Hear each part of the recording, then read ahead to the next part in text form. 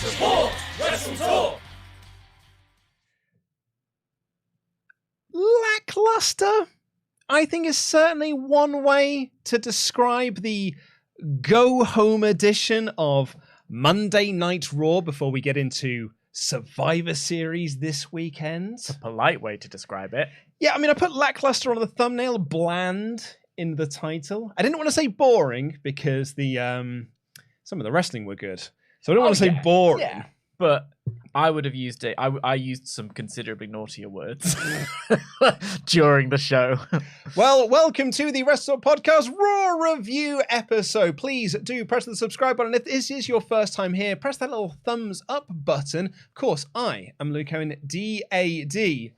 Your Jam That Champion, everyone. It's so bright in here. Your Jam That Champion.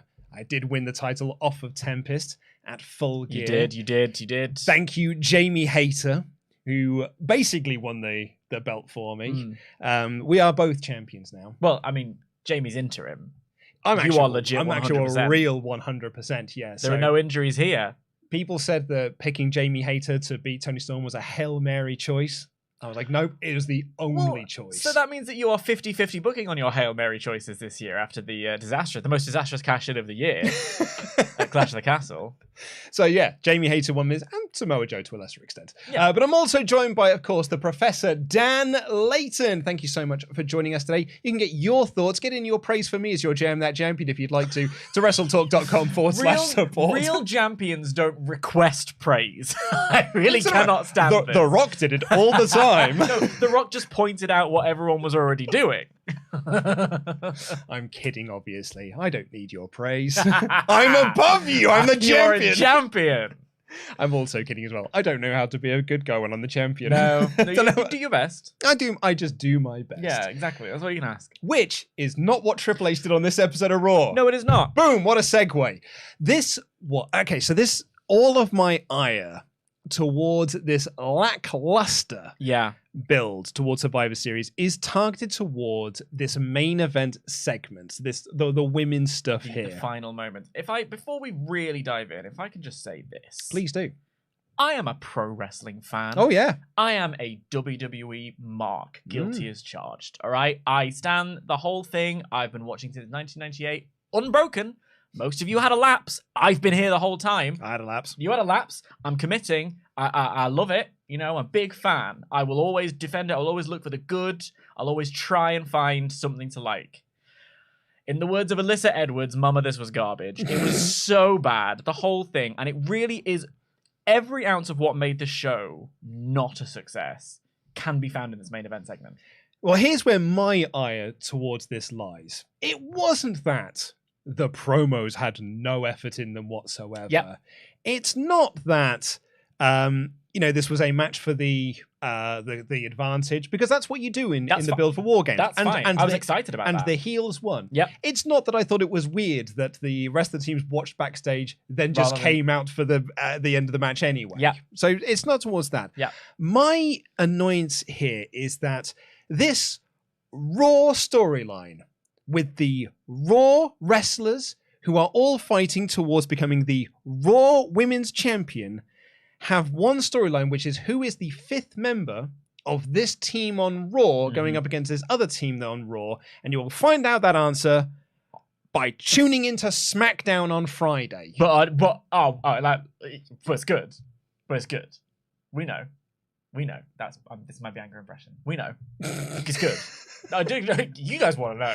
Trust me. The answer's great. It reminded me of... I actually took a bit of heat for this when it happened. So this year's Raw... Wait, you got heat from the internet wrestling community? Oh, I know. So the Raw After Mania this year...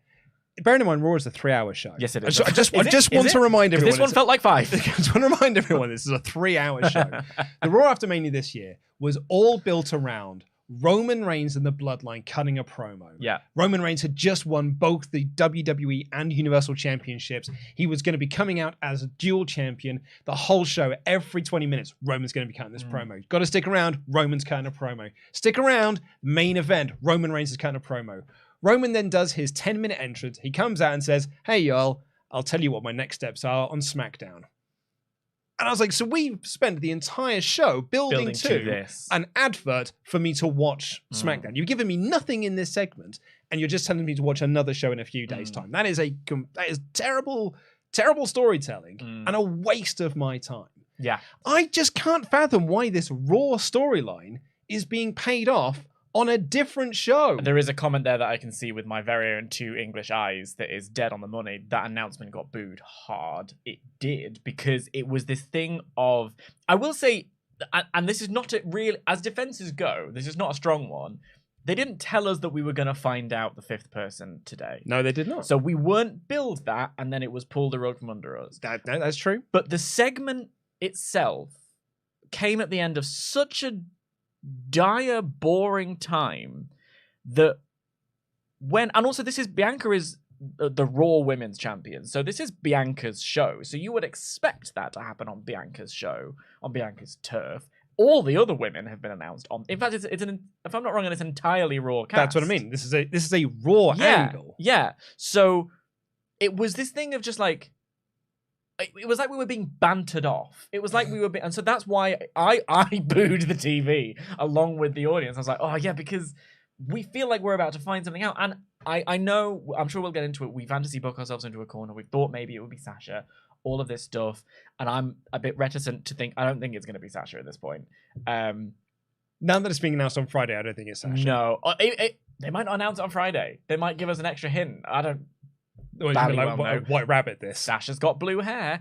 Yeah, well, SmackDown is blue. I don't know. I just, it's this thing of, I don't even think this booing came from us thinking we were going to see Sasha Banks on that day. I think it just came because this was just such a rubbish thing at the end of a show. I also think, okay, so to recap what happened in the segments, the main event of the show was Asuka versus Rhea Ripley, the winner of which will get the advantage for their team going into War Games. Standard stuff, I like it. Also, the heel one, so they've got the dynamic right. Good job, because they tried it in NXT last year, where the babyface team had the advantage, and it does not work. No, it shouldn't happen. It's the only way you can do War Games is if the baddies start and have the advantage. Well, I mean, you don't you don't want to make your bad guys underdogs. No, exactly. Yeah. So yeah, the good guys should always be at the disadvantage in War Games. Also, WWE have got they are bad at explaining War Games. You're like, did you hear Kevin Patrick trying to explain these rules is awful. There was another promo elsewhere in the show. I think it was quite early on, where it was like 2 rings, 1 cage, no rules. And I was making myself a cup of tea, like, except for all those rules you keep trying to tell us. Like, apart from, and then every 5 minutes about are new. 26 different rules that come into play in this match. But Asuka, who is having the singles match here, came out to Bianca Belair's music. I was like, you are really and friend in this scenario. And friend. So she came out with Alexa Bliss, who looks bored off her tits. Oh my God. This I actually went through Alexa's Twitter because I was like, is something going on in Alexa's personal life? Like, truly, because I was like, I don't think she looks okay. She doesn't look happy. I hope she's doing all right. And all I could see was a lot of things on her Twitter of her being like exhausted, like I need coffee and things like this. And I'm like, do you know what? I hope this storyline comes to an end this week. Yeah, me too. And then she has a rest. Let her have a couple months off, because she's been just used in the worst way. And if she's already tired, this is not good for her. She looked so bored out there. I said this on Twitter, because if my catchphrase for this week's show, and it's the whole way through the show, if you don't care, if they don't care, how am I supposed to care? Yeah. And she didn't seem to care. Yeah. Why would she? Mia Yim was not with them, or Michin was not with them, because Korean for crazy. She had brought. It's because Mia Yim owns the trademark on her own name. Yeah, it's exactly what it is. Yeah. There it Smart is. person. Yeah. Smart person is Mia Yim. She's been burned before. She has. So Michin was not available because she had brawled with Rhea Ripley in the parking lot. Rhea Ripley was available to come out for her segment, but that's beside the by. Yeah. So the 3 of them stand in the ring, the original Belair and friends. Bianca and friends. And Bianca says, we've got a 5th person. It's good. Oh, yeah. But we'll tell you on Friday. The rumor mill is, there are people who are speculating it could be Sasha, particularly because it's in Boston. On Park your car in the Harvard Yard, Sasha Banks. On Saturday. So that's where Banks is from. The rumor mill from Fightful Select is that it's Becky Lynch. I would have... this is the thing. When I talk about fantasy booking, it's ourselves into a corner and getting too excited, and then it not coming true. Often, it's because we've been sort of hinted at stuff. In this case, there are no breadcrumbs. There are no breadcrumbs to follow. The only Becky Lynch makes sense. Yeah. Candice LeRae makes sense. Sure does. Dana Brooke makes sense. Beth Brooke. Phoenix makes sense. Sasha Banks, beyond the fact that she has been away for a while, and we love a return pop, and Triple H doesn't seem to know how to book a show if there's not a return. Other than that, and obviously her history with Bayley, we don't have any breadcrumbs to tell us that it could be Sasha. So I'm worried that they have. I can't for the life of me remember who it was who tweeted this, but they are dead on the money. If it's not announced by Friday, the whole show is tanking. I think it was Will Washington. Yes, it was. Yes. Because whoever comes out who is not Sasha Banks, if it's not announced on Friday, is getting booed out of the building. 100%. Yeah. So they're going to bring him out on Friday, whoever it is. Why on Friday? I've no idea when this is a Raw storyline. Asuka and Ripley had a match. It was good. And Ripley won with the Riptide. Clean. As a whistle, even though both teams were at ringside. And then you'll never guess what they did.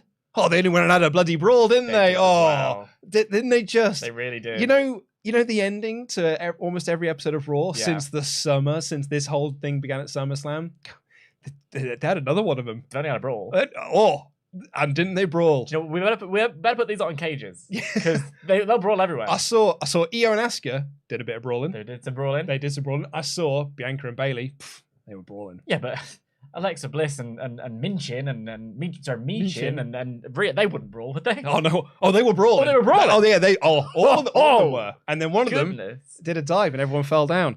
The BT Sport feed, the replay feed, said there was 3 hours and 15 minutes, and I went, "Oh, the show went long. Must be a hot angle at the end." The last 15 minutes were just sort of Harry Kane talking about vintage football shirts, and I'm like, "Was that it?" Oh, come on. Also, still though, vintage football shirts. And they were vintage football shirts. The whole Mia Yim, Michin,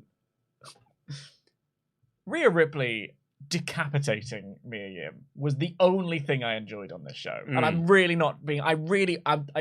I'm still, despite myself, excited for Survivor Series. So let that pepper all of this. God, you're right. Although I did enjoy the Brawling Brutes and Judgment. But that was the only. I mean. Aside from, some in-ring action was, I thought, really good. Yeah. But in terms of narrative and storyline and tension and getting me excited and keeping me through, the only thing that I was like, whoa, was that boot out of nowhere from Rhea Ripley. So then when Bianca's out there and she is saying, oh, we got these guys, and Michin, she's back there, like, she's knocked out and stuff, but she's cool.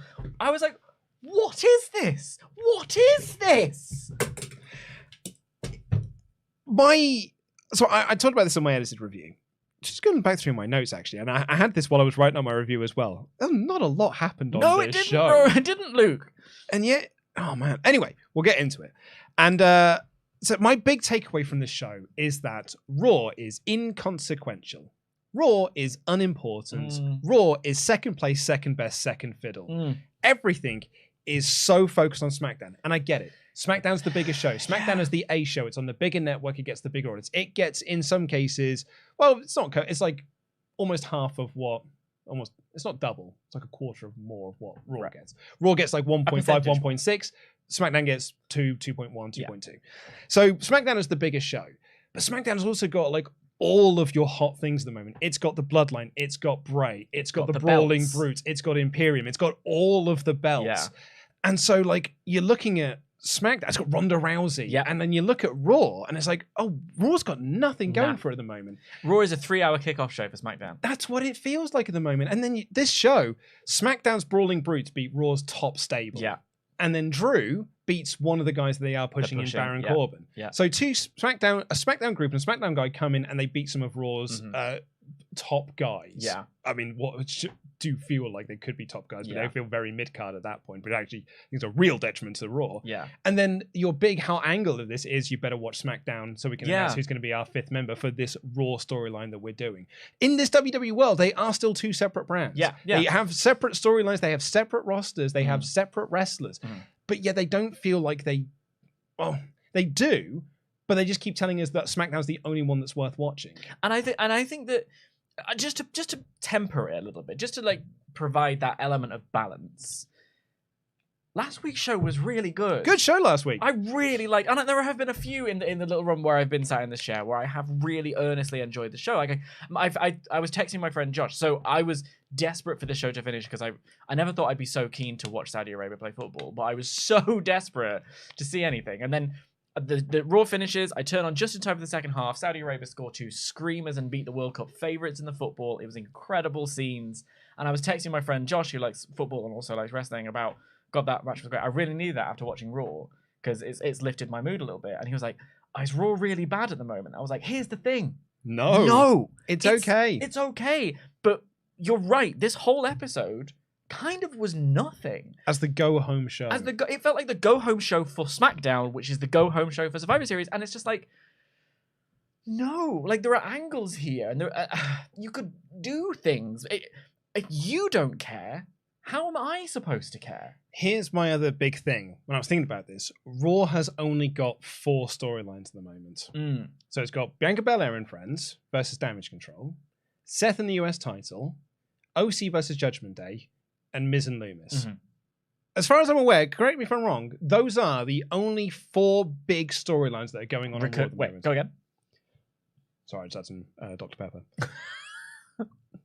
Bianca Belair and Friends versus Damage Control. Yeah. Loomis and Miz, OC and Judgment Day, and Seth with the US title.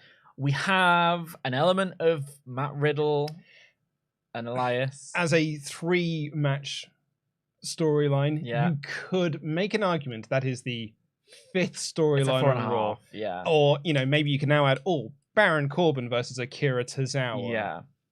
Yeah. But, that's it.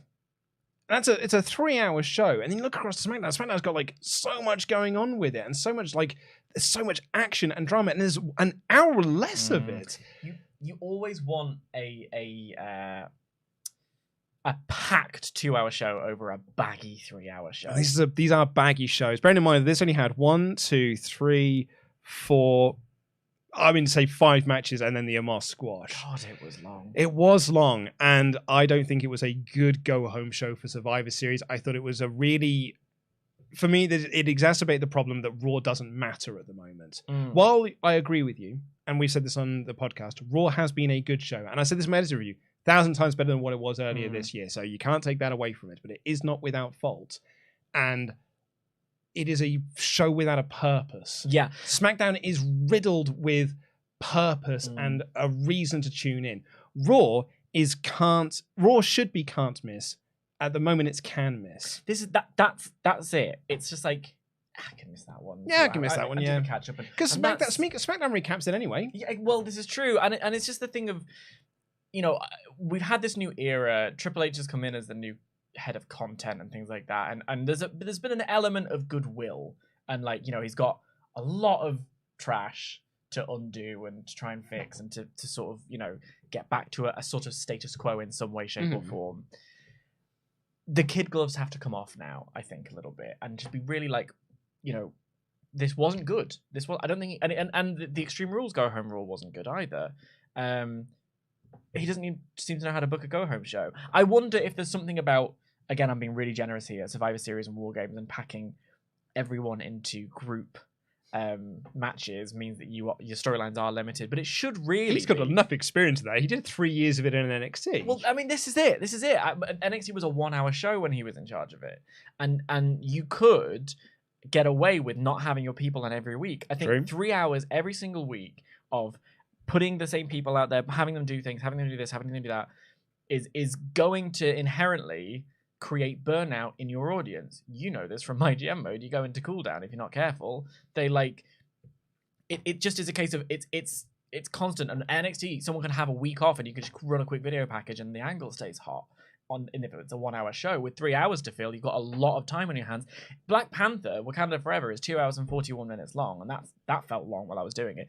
Trying to write a 3-hour entertainment television show every single week. Oh yeah, it's tough. Is exhausting.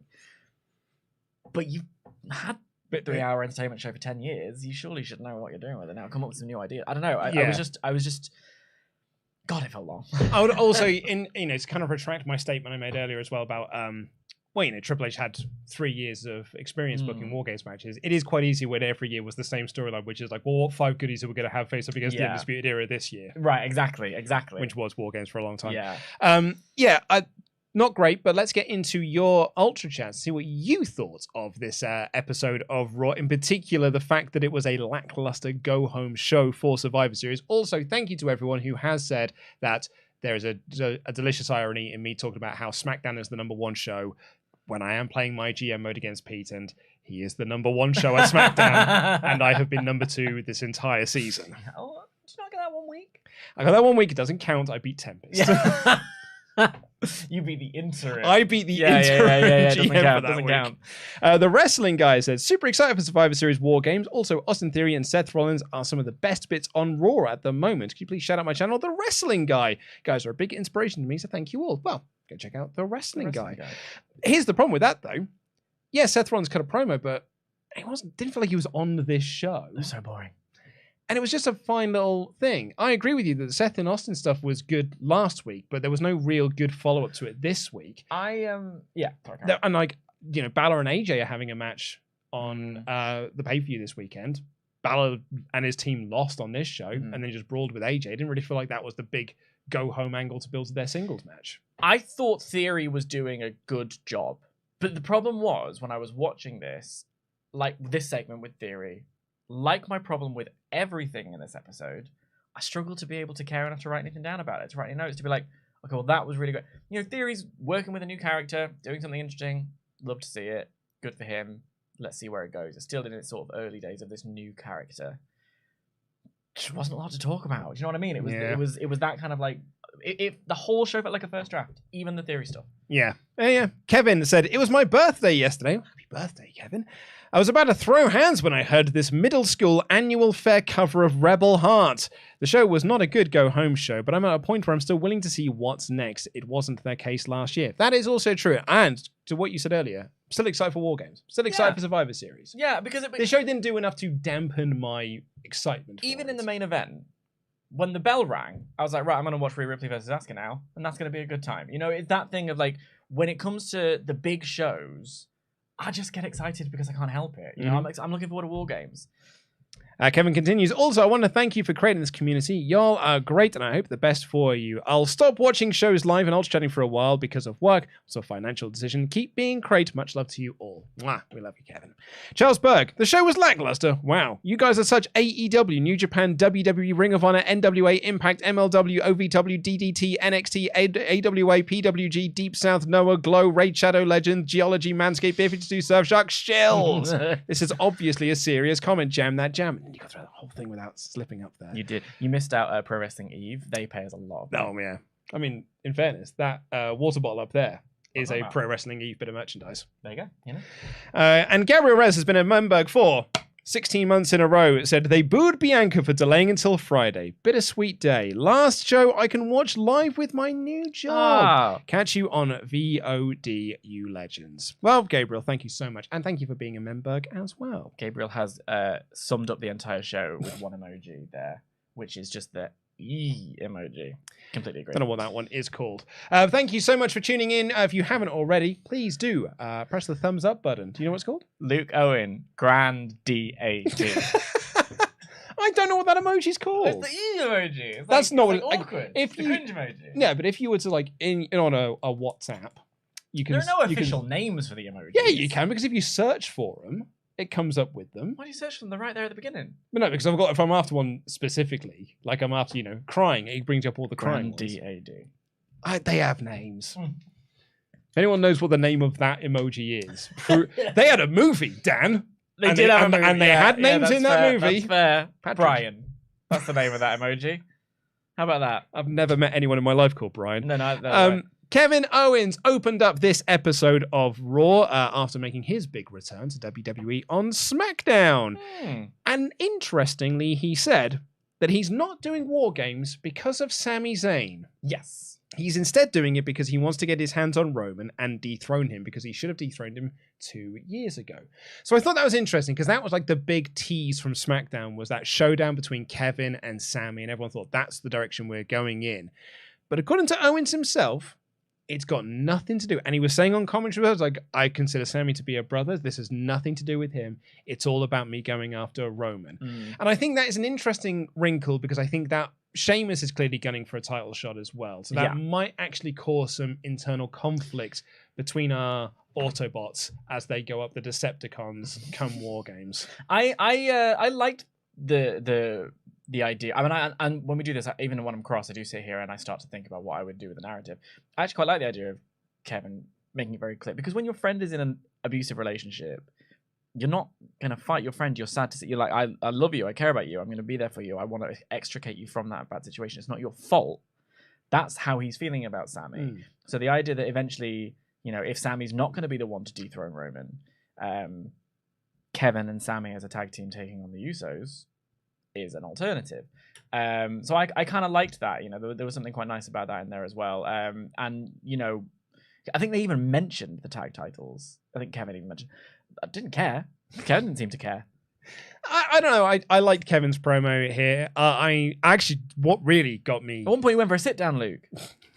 The thing that got me going here, the thing that got me, bearing in mind, you know, I watched the show at 6 a.m. Right. So I'm a bit bleary-eyed. Kevin Owens' music hits. I'm more, you know, I'm a bit awake. Kevin Owens has the best music. A bit of swig of coffee. Also, he's got his old-fashioned Tron back. Yeah, basically, since Triple H took over, he was like, no, you're just prize-fighter Kevin Owens. Great. You bring back your property. Has that been that way the whole way through? Yeah. Okay, I didn't got know his that. NXT t-shirt Yes, back. that one I spotted, yeah. And so Kevin Owens' music gets, the eye. Yeah. Less bleary-eyed now, swig of coffee for the working man. And then the Brawling Brutes and Drew come in, and I'm like, oh, man, these are cool. Shame they're all SmackDown guys, but like they actually feel like genuine stars on this show, and no one else on Raw does. Hype. Absolutely. And I was about to be like, oh, and then the Judgment Day came out. And I was like, oh, my boys. Here's our guys. Yeah. Raw time. This is a Raw talent coming out. You got to show these SmackDown schmucks. Schmuck down. You're in our house now. You're in our house now. And unfortunately, they made them look like absolute jabronis. The spooky jobbers are back, ladies and gentlemen. They did feel like spooky jobbers this week, didn't they? Because even Sheamus was like, hey, come here to me. Oh my God. Between Sheamus and Finn and Kevin Patrick, it was so... There was just a lot happening. It's like, oi, Finn, come here to me. You're a plastic patty, aren't you? And it was just a lot of this, and then Finn didn't really know what to say, and he was like... So I wrote down, opening sequence needed a second rehearsal. And then that was the first thing I wrote down watching the show, and it just followed through the entire show. Everything felt like it needed a second draft. Everything felt like it needed a second rehearsal. It was so baggy. No one seemed to know when the promo was finished. And I mean, the wrestlers, the production, it was like, are we done? Okay, cool. Now in the next segment, Kevin Patrick and Corey Graves had a lot of dead air this today, and it started right from the beginning. Oh, poor Kev. There was a point when Corey Graves said, "It's all right, Kev, I'll do the line for you." Literally that happened on this episode of Monday Night Raw. However, can you read my notes here? Just from because I enjoyed Dom's bit, but I don't know if I can say your handwriting. But just from here, please. Wait, Sheamus and Balor have an Irish off. Sheamus calls out the Judgment Day for a match, and I am excited. That is what I wrote in my notes verbatim. So I was like, dude, the Brawling Brutes versus Judgment Day. This feels like what the old Raw versus SmackDown dream matches were supposed to feel like, but never quite did. I was genuinely like, oh, awesome. What a cool match this will be. Didn't really think in my mind. It's like, oh, yeah, but one of the teams has got to win. And that's the team that's going into the pay-per-view in War Games in the main event. So, yeah, the Brawling Brutes are going to win here. And then when they did win, I was like, it does feel like a bit of a step back for Judgment Day. However, to be Captain Positive on this segment, because this was the one thing on the show that I really, really, really did like. It's there in black and white. I bloody loved Dominic Mysterio in this match. I agree. He was my star of the match. He's really starting to come into his own in a big way, and I think he should be applauded. Last week when he was hiding behind Damian Priest doing like that, he was doing it again here, hiding behind Damian Priest, then hiding behind Rhea Ripley, and it built to the most perfect crescendo of him getting the tag from Damian Priest, as Sheamus got the hot tag. And the crowd who were quiet all day came alive. Because they knew that's what we were waiting to see, was Dom alone in the ring with Sheamus. And Dom's like, uh-oh, I've got no one to hide behind now. So he jumps out of the ring, he tries to run, Sheamus gives chase, the OC's music hits, the OC walk out onto the stage, complete with Michin, and Dom is like, and so he runs back to the ring, into Sheamus, and Sheamus gives him the 10 beats of the Bowery 20 times over. He about caved his chest in. I don't know if it was great selling by Dom, or he was legit trying to get out of that move. Either way, it could have been, because it sounded quite bad. It sounded brutal. He could not stand up. Yeah. The beating he was taking here. Bro kick, 1, 2, 3. Mwah, chef's kiss. Yeah. I loved it. I had a great time with this. Sucks to see my boys lose, particularly because they've also got a hot angle going into Survivor Series, guys. Indeed. So I don't think I'd be having them taking big L's before the pay-per-view. Well, at least Finn gets off a little bit unscathed, I think. No? I mean, yeah, I suppose you're right. He didn't take the pin. Yeah. But his group of losers did. Yeah, they did do that. That's true. But Captain Positive swoops in.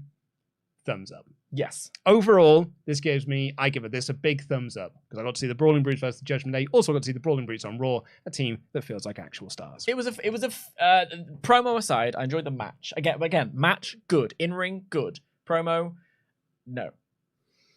So then Johnny Gargano gets interviewed by Kathy Kelly. Not even Kathy Kelly in a leather mini dress with a zip down the middle could save the show, and trust me, I thought about it for a while. He is going to have a match with The Miz and doesn't want Dexter involved. Gargano has new music. Yeah, it's the same song, just sort of sung by a man now. It is. It's about a what is it? A semitone lower. Yeah, I didn't even recognize it was a cover of Rebel Heart. It is that forgettable. I don't know the lyrics to Rebel Heart except for this Rebel Heart, and I was looking forward to it. So I did know that it was a cover, because I was like, huh? The Miz comes out and says that he injured himself doing a TikTok. I did a spit take at that. I will say, I was drinking. He said that. I fully laughed out loud. That was a very good bit. I think you had an actual ample opportunity to make a more cultural, a more time-sensitive reference and say, I broke my hand setting up a new profile on Hive. Okay, sure. But that would make him a face. Why TikTok is heel. Because it's the older generation and young'uns use TikTok. Oh, I see. Because the audience for Raw is 60 plus. Exactly. He's a heel because he's on TikTok. There you go. Oh, I see. I'm with you now. But he's got a worthy replacement for Johnny Gargano. It's Omos. It sure is. And Omos came out to zero reaction. Yeah. And Omos won. And it was boring, clunky, slow, and Omos is terrible. I bless Johnny Gargano's cotton socks. Because he sure did try. He really did. He really did try here, but there is only so much one man can do. And it just feels like Johnny's little introduction to the main roster has done about. What was it that person? Someone sent us an ultra chat last week, sort of saying or maybe it was just in the chat saying that they're not familiar with Johnny. This is their first exposure to Johnny Gargano because they didn't watch NXT. It was an ultra chat last week, yeah. This is their first exposure to Johnny Gargano. This Gargano feels like Vince McMahon main roster booking of Johnny Gargano. Yeesh. You know all those rumors about Vince running the show? Between that and Michin. Maybe it's right. I don't know. Unconfirmed reports. Oh, there was a plot hole ding here. Oh, yeah? Yeah, unfortunately so. Oh, dear. Miz said that he was rich because he owned a cactus. I have a little cactus, and I'm not rich. Well, I think it was more he owns a cactus in California. They're from Arizona. They're from the desert. They're like right there. I don't know, man. Look, I'll be honest with you. When the Miz just starts yammering on a bit, I do tune out somewhat. I don't know. That's if that ain't the writers' room of this week's episode of Raw, I don't know what it is. Seth Rollins did a promo. They also announced it's going to be a triple threat of Rollins, Lashley, and Theory for the US title at the pay-per-view. Yeah, which I get, sure. F. Ali's drag, right? I guess. He doesn't want to be involved. Yeah.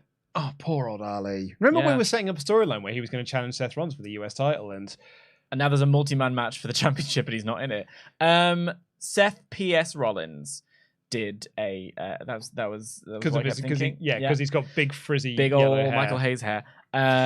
Go jump off that ladder.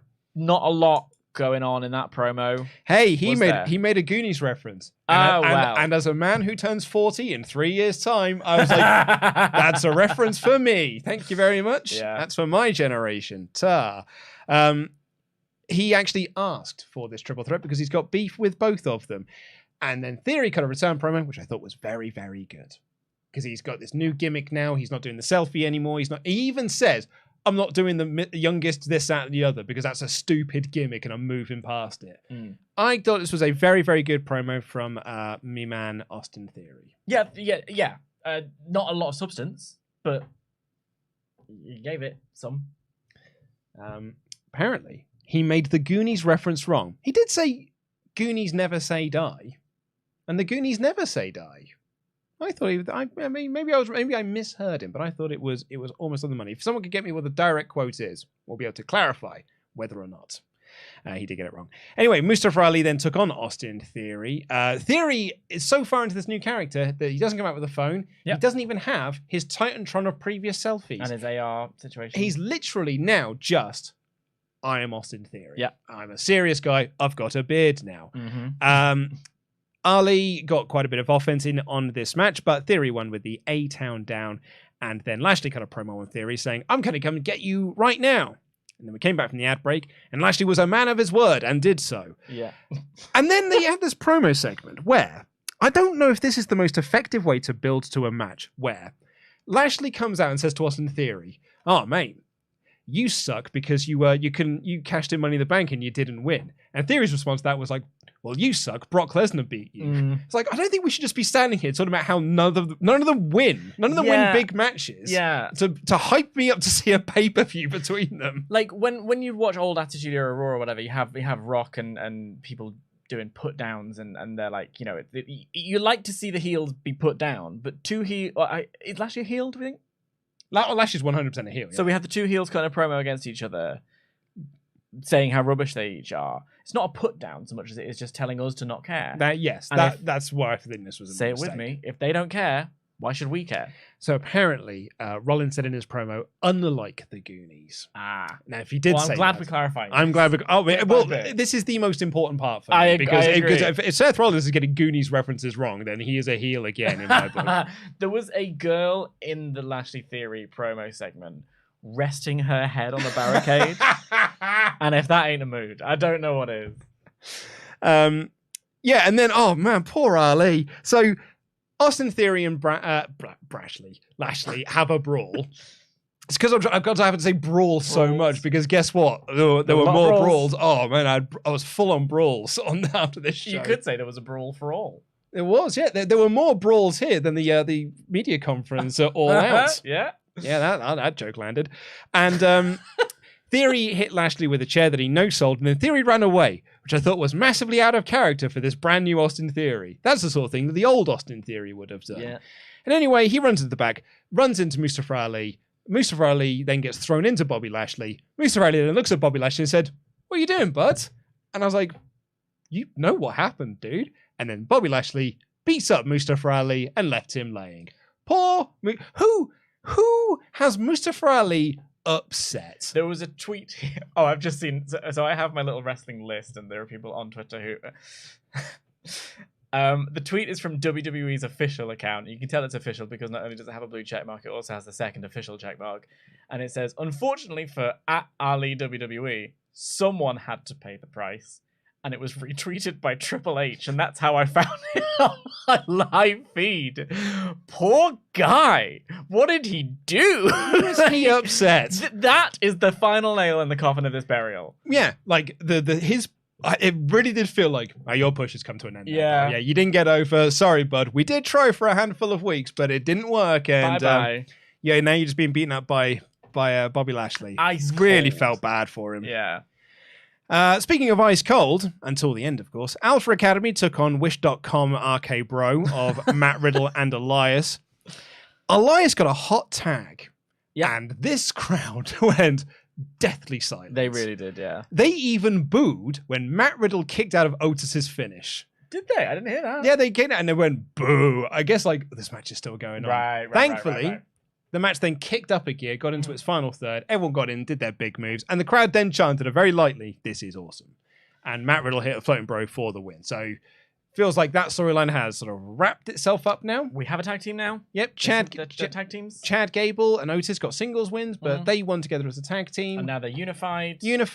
There were no bongos this week. Oh, I did write that down. There were no bongos. There were 0 bongos, for which I'm eternally grateful.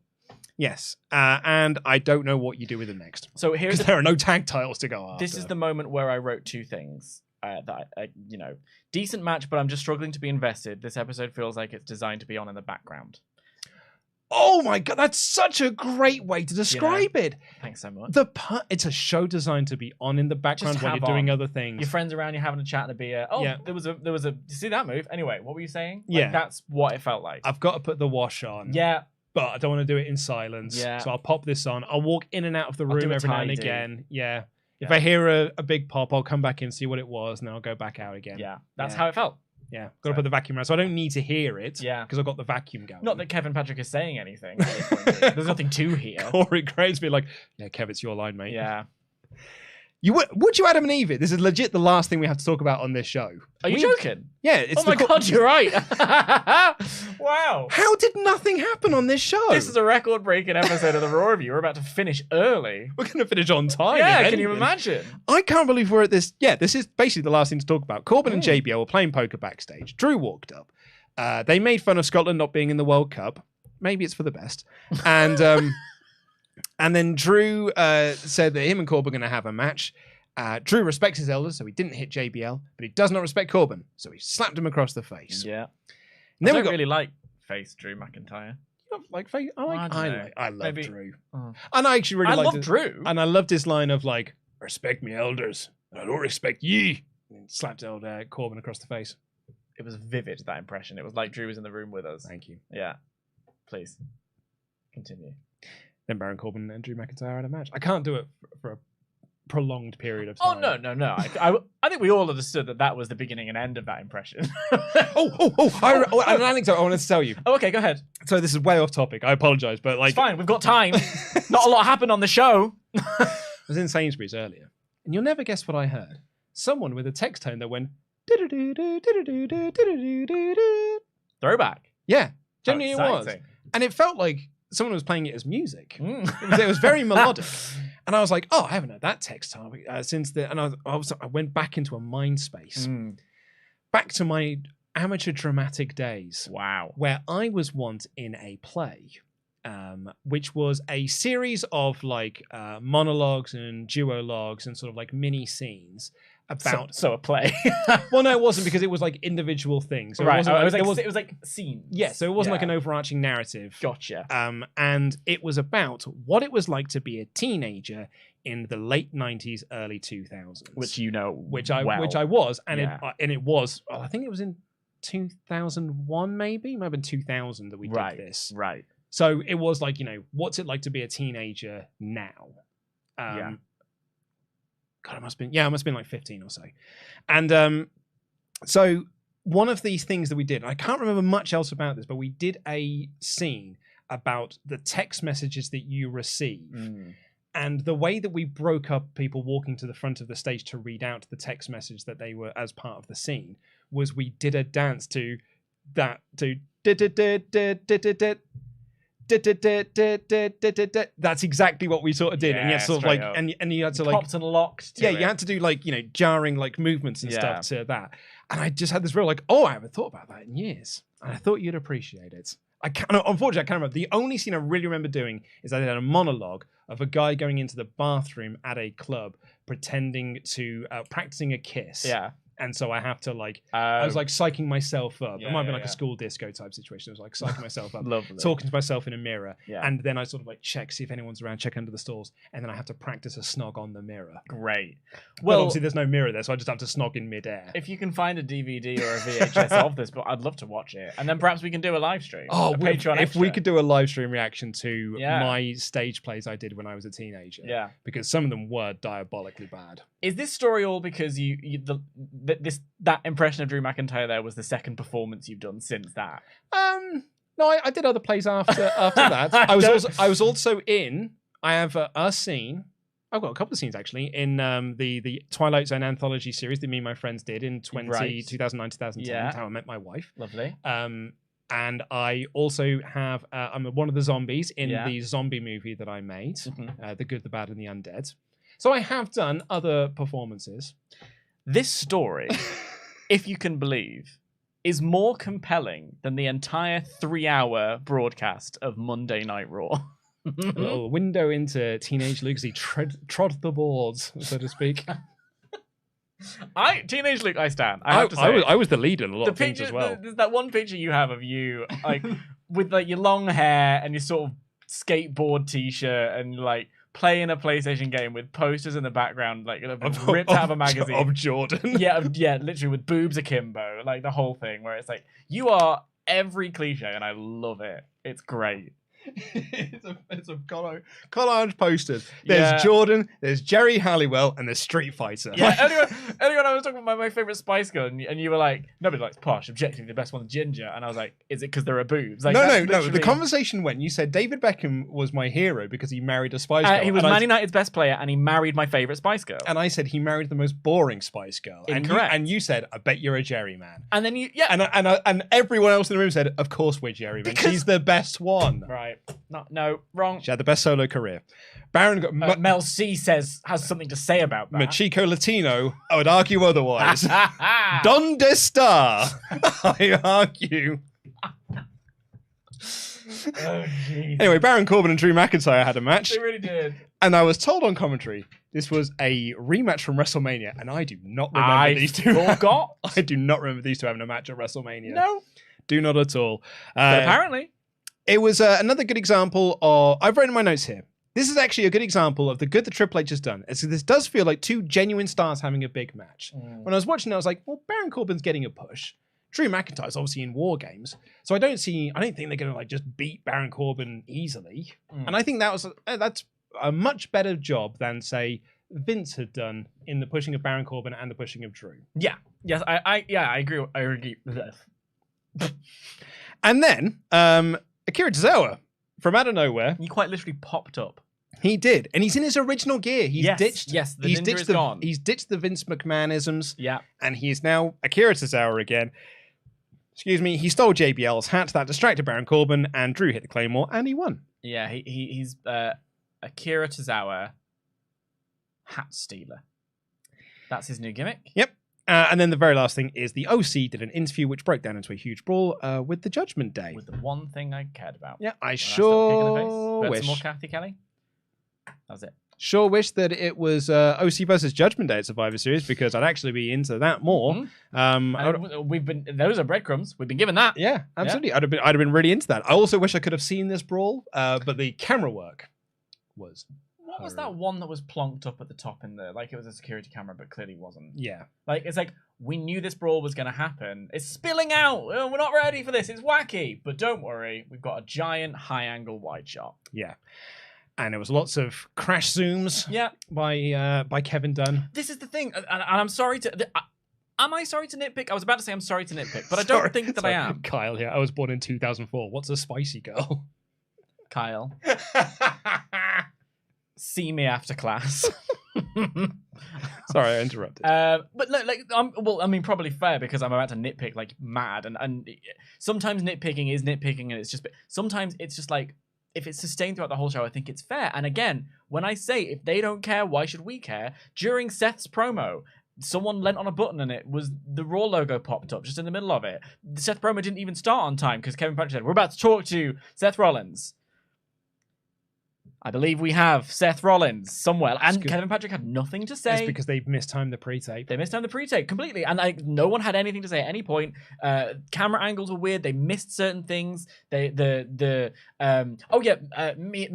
got kicked in the face, which was great. But then they went off and brawled. Who? Oh, sorry. Michin. Mm-hmm. She used to be called Mia Yim, but now you see she's crazy and Korean. So she's Michin. And then just like, but that's off screen. We don't get to see them brawl. Just trust as it happened. Happened, I'm sure, enough that Michin couldn't join and friends. And And then, but then, like you want us to believe that they're having a wild brawl out of nowhere, and then they go in the background, and there's a giant camera. It's just not believable. Highlight again. This is the problem with Mia Yim and Rhea Ripley being in War Games. Their story is not in War Games. Yeah, their story is elsewhere. Yeah. Their story is with OC and Judgment Day. They're sort of like accidentally being forced into this. It's shoehorned. It's shoehorned into this damage control hole. Yeah. And I don't think that's really working. And I think, because then you have to justify like, why Rhea Ripley is there and why Mia Yim didn't come out for the main event segment. Because you're also not giving either of the Judgment Day or Good Brothers anything to do really, other than be in the corner of Finn and AJ. And you, like you say, you are sort of sacrificing their story for this damage control story that isn't working, and that's not their fault. And it's this. It's just a mess. Am I looking forward to seeing him get it on in a cage? I absolutely am. Like, this is the thing.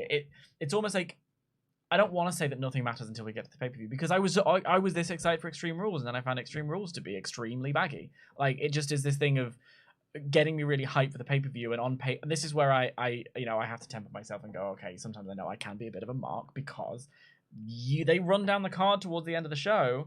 And I'm into it. Yeah, it's a good card. I'm into You can't it. argue. It's AJ Styles versus Finn Balor. Like, it's hard to be not excited about that. It's the bloodline in War Games opposite the Brawling Brutes, McIntyre and Kevin Owens. It's gonna be great. I want to watch it. Yeah. You know, the triple threat match even. I'm sure that'll be a Sure, banger. be great. Yeah, absolutely. Just make me care. Unfortunately, I thought this was a 3 out of 5 episode of Raw. I don't think it was that bad. Thinking about it now, it's probably more 2 out of 5. But I don't want to make people angry on WrestleTalk main channel, so I said 3. But yeah, unfortunately, I just feel like not enough on Raw matters at the moment. Like, not enough on Raw. I don't think there's enough care and attention being put on Raw. I feel like everything is being put onto SmackDown, and I don't think that's fair, because I don't get to review that one.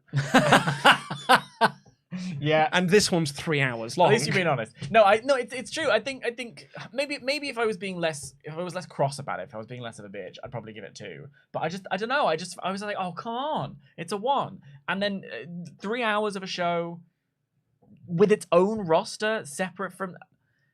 But all of the focus was on the SmackDown stars this week. Yum, come get you none. Oh, Daniel Layton. Thank you. We have got some shout outs to do for our wonderful Patreon Pledgehammers. Let me find those fine folk in the podcast shout outs. Hey, guess what? Tomorrow, Dan, it's Wednesday. You know what that means. It's a brand new upload for patreon.com/WrestleTalk. It is, in fact, myself and Ollie Davis reviewing Survivor Series 2003. Yeah. It was a lot of fun to review. A batty old show, isn't it? It is. It is a show that reeks of desperation from a company saying, please come back and watch our products. Yeah, look, Vince and Undertaker are having a match. Look, Shane McMahon's on the card. Look, Austin's here. Buried alive. You remember those, don't you? Oh, and it is Vince McMahon bleeds an absolute gusher in that Buried Alive match. It's amazing he finishes it. It's amazing he's still around. Actually, genuinely, because then he starts wrestling in dirt, and it is not pretty. But I cannot believe this. Match of the night. Shane McMahon versus Kane in an ambulance match. Ambulance? In an ambulance match. That's how John Cena says it, because he's trying to rhyme ambulance and chance. Well, do you know what the Welsh word for ambulance is? Ambulance. It's ambulance with a W. I learned this the other day. So maybe he was just pronouncing it Welsh. Could be. Yeah. I don't think he said that in his quite terrible rap, because John Cena was not good at rapping. No. That's my big spicy hot take. You're going to take a doctorate back. He was bad at this. He just said words that rhymed in a vaguely rhythmic sense. He got his thugonomics PhD from the University of the Cayman Islands. He just come out and be like, a-dubba-dubba-duh, a-ba-dubba-dubba-duh. And then would usually end with just suck my knob, and then and the crowd would go woohoo! It really would. Absolutely what happened. Awful business. Anyway, if you are one of our $25 and above Patreon Pledgehammers, you get a shout out on this show, like Angelic Angelo Mercado, Tony Jabroni, JS Wooten, Golden John Molden, Colin McLeaner than Finn Balor, Andy Datson's fetish, Timothy King, the Aztec warrior, Hector Rodriguez, the Mile High Marvel, Denver Peters, and El Jefe Elijah Fairman. Thank you so much for being our Patreon Pledgehammers. There's loads of stuff over on patreon.com/WrestleTalk for you to enjoy from the month of November, in fact, including WrestleTalk Behind the Scenes, where Ollie, Pete, Tempest, and I, we talked about Survival Series and what it was like recording on the day. We go in depth on what it was like, how the show came together, and all that sort of good stuff. So you go and check that out as well. Let's get into the rest of your Ultrachats. Would you like to kick us off, Dan? I would. I'd like to begin quickly by saying people do search for emojis. The face that we were discussing is known as the Grimace face. So, do you want to take back your grand DAD? Because it turns out I'm the only one here with my finger on the pulse. And we have to keep checking it because at this point, you never know. And Seth Rollins' quote was, "Luckily for me, I have a PhD in getting back up. I'm like the Goonies. I never say die." There you go. I'm like the Goonies. There you go. Never say die. On to your Ultrachats, though. BM Whitehouse 76 said, Raw is in desperate need of a draft after WrestleMania. Also, this is me manifesting Mustafa Ali to be the Iron Man in the Royal Rumble and the traditional gauntlet match in the Elimination Chamber go-home show. BM Whitehouse, I like your ambition, my bud. Yeah, I mean, I agree it needs a draft. It needs a reset button almost. But at this point, with it being an episodic show, with it being Raw rolls on, WWE never stops, it's hard to press that reset button. And the Bloodline SmackDown is so good that you can't press reset on Raw without just pressing it on half the company, and that's not how it works. So it's a tricky one.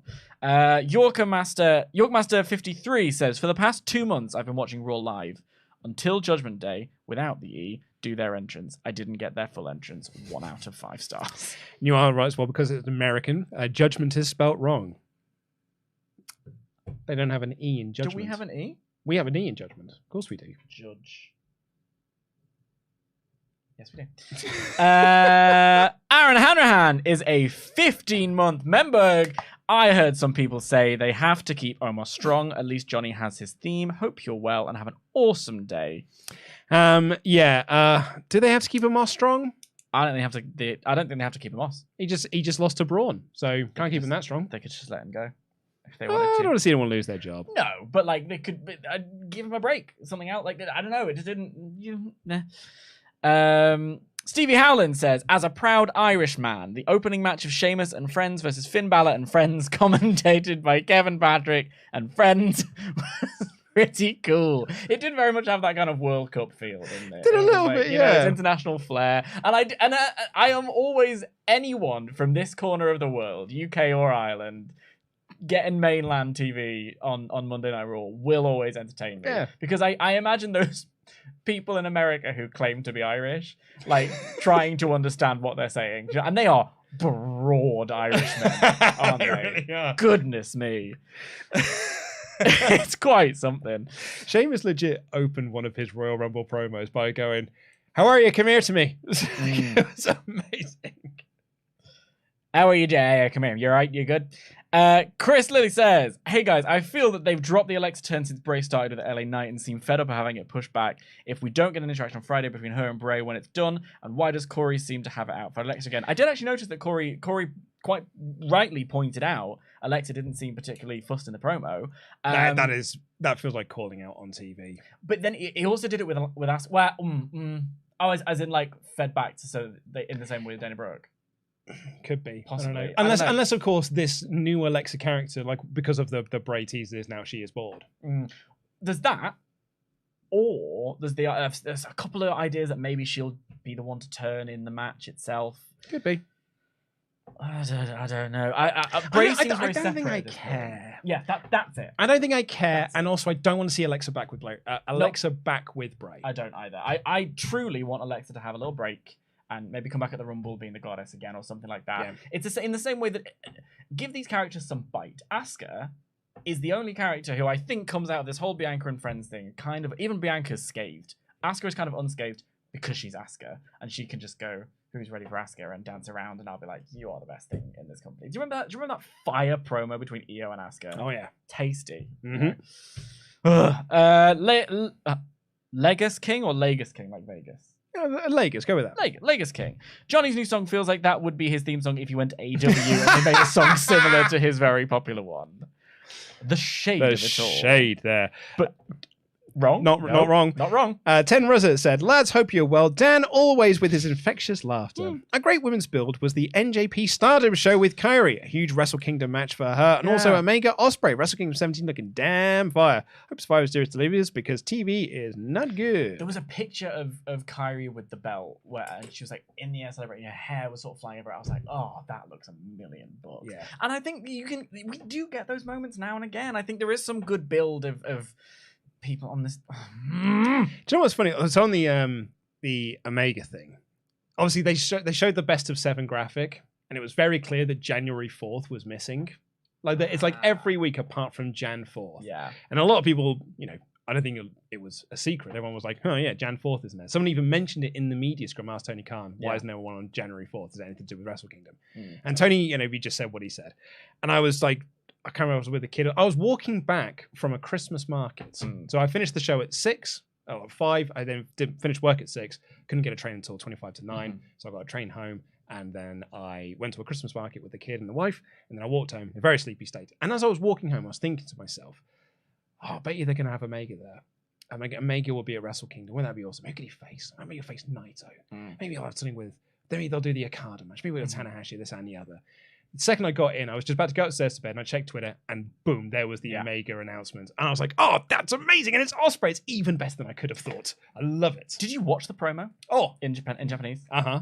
Wasn't it great? Yes. I couldn't help but think when I was watching Raw, like the Seth Theory Lashley segment, I know they've got 3 hours to fill, and clearly they didn't have a lot on.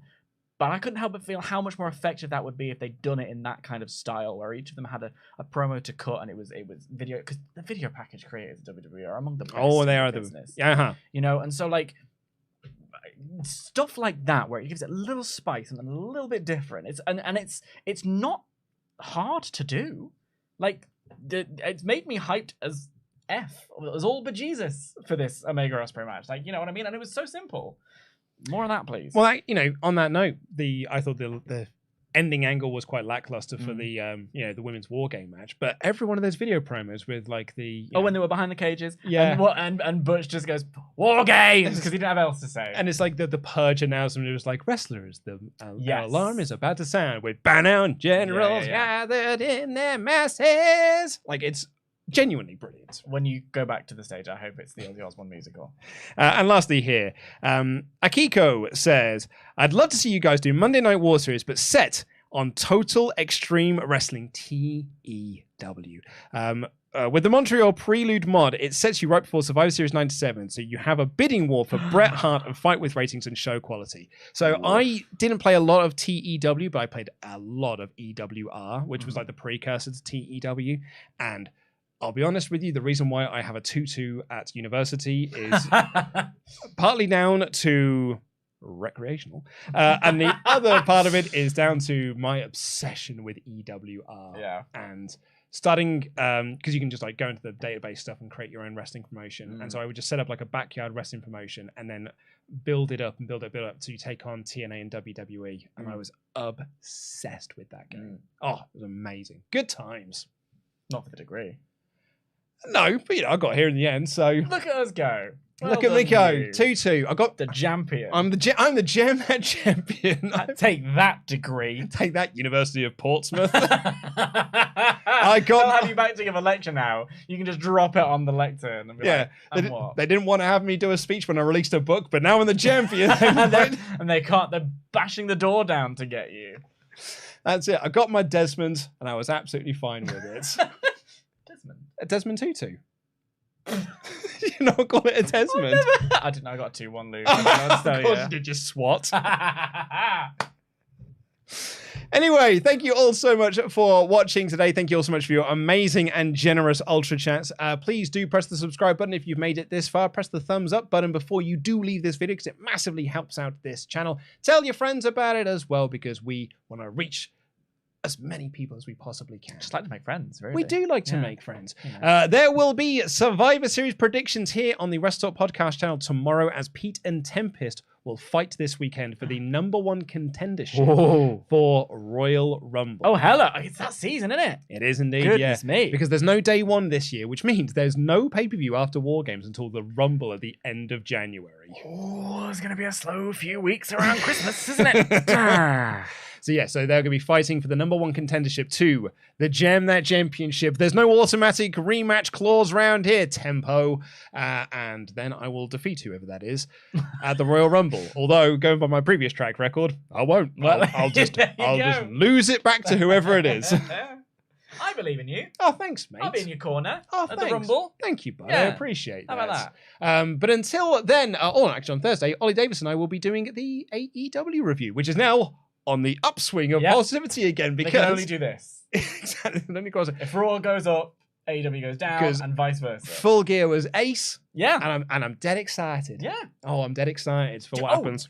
Very, very quickly. Do you see they're going to do a post Survivor Series press conference? I did indeed, yes. And I love a spicy little post press conference. So I like it. Just copying AEW. But thank you. I'm kidding. Kind of. Thank you so much for watching Jam That Jam, everyone.